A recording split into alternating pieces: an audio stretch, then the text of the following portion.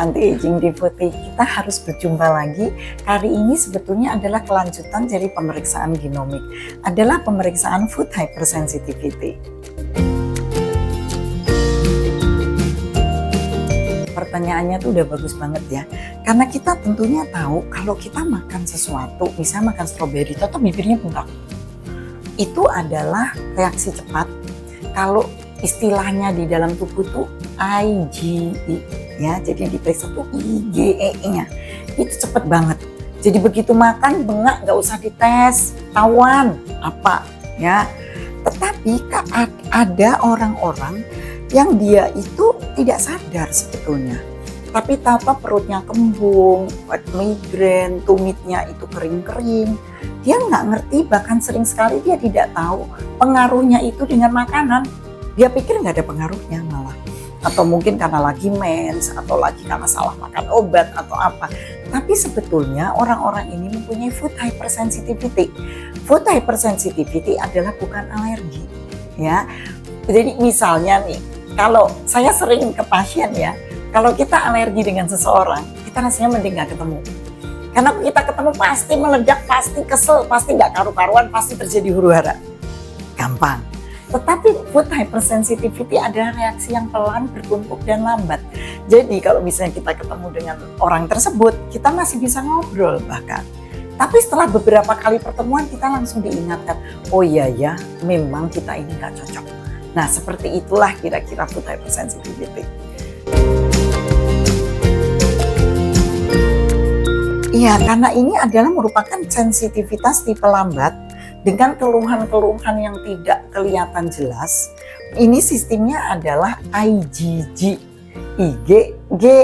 Nah yang diperiksa itu banyak ya, panjang sekali reaksinya, itu bisa 6 jam kalau yang beruntung.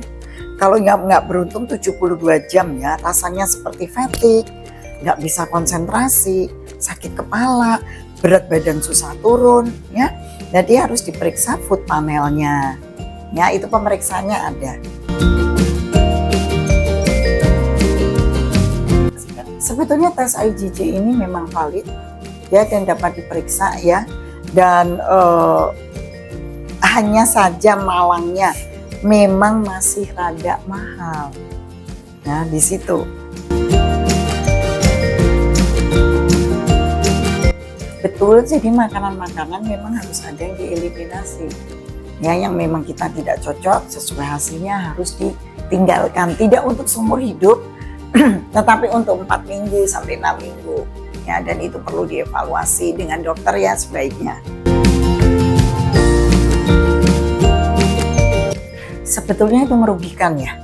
Karena kalau dia terlalu restriktif dietnya, sedangkan sebetulnya tidak, berarti kan asupan makanan juga menjadi berkurang. Ya, memang kendalanya cuma satu, biaya memang di sini ya. Jadi kadang-kadang saya pun sebagai dokter dengan pasien kadang-kadang terpaksa saya memilih tanpa tes, eliminasi dulu gitu ya. Itu yang namanya fase 1 yang adalah kita remove. Setelah itu fase 2 kita akan mereplace, kemudian kita akan memberikan repopulasi ya dengan pembelian probiotik, dan kemudian tentunya kita akan melakukan perbaikan dengan repair.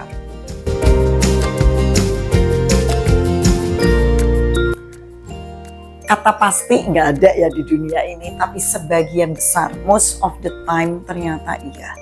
Jadi memang food itu adalah powerful.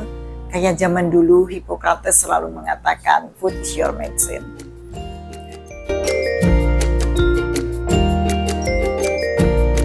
Nah disitulah perlunya konsultasi yang betul. Ya, jadi kalau saya biasanya saya itu memberikan warna-warna pada makanan. Ada yang betul-betul no, itu yang red is red. Kemudian ada yang oke lah limit ya, dan itu adalah yellow. Dan tentu yang satu green, yang bebas. Jadi ya kita mesti melihat ya, jangan sampai kalau kebetulan beberapa pasien memang kebenaran banyak banget gitu ya. Ini nggak bisa, itu nggak bisa, semua nggak bisa. Disitulah gunanya dan dokter adalah tidak hanya sebagai obat ya, tapi disitulah dan kepastian. Tapi kita ini juga punya art. Ya, dan disitulah art kita bagaimana memotivasi pasien supaya tetap mau bertahan ya, paling tidak untuk 4 minggu, 6 minggu, 8 minggu ke depan.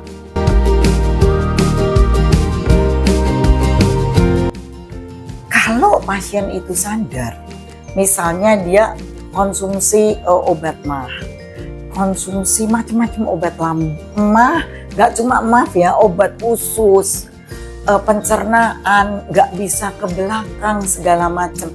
Sebaiknya coba dilihat ya, apakah ini bukan ternyata ada food hypersensitivity di backgroundnya.